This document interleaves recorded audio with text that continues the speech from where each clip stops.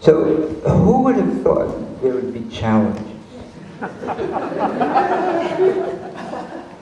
I mean, when I trained in Zen, I started training 50 years, a little over 50 years ago.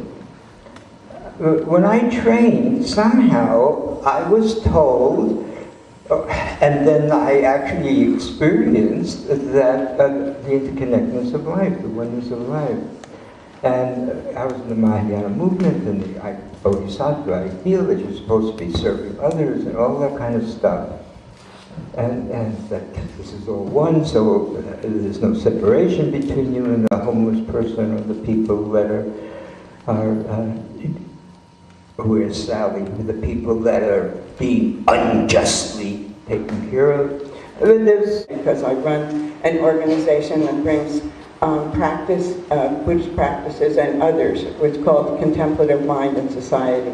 So we've drawn from many different spiritual, religious, and secular traditions for practice. But as we all know, the meditative practices are most refined and developed in Buddhism. So most of what we teach really comes from Buddhist practice.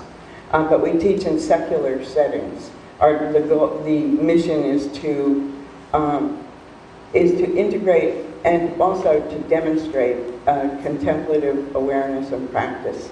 I think the challenge that faces socially engaged Buddhism in the West, to me, is to sustain a radical and internationalist vision. A radical and internationalist Dharma vision.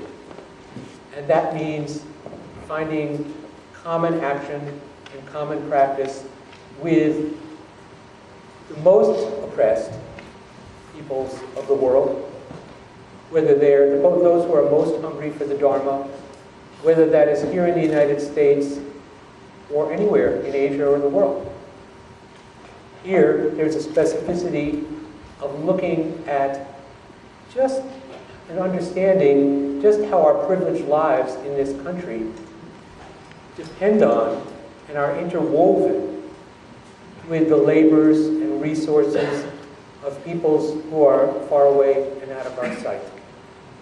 Today, and since 1995, I've worked as a staff person for SGI. I worked as their public affairs director in Washington for the U.S. organization. I also work as the director for our culture center in Washington, D.C. Please visit. There's a couple things. First, I really want to take this moment to acknowledge the process that's going on here. I had a conversation with a friend once, and we were talking about, she raised something that was a troubling question for me. I said, that's a really good question, and I just don't have an answer to that. And she said, well, you know, but if you take that question and you work it long enough, it becomes a quest.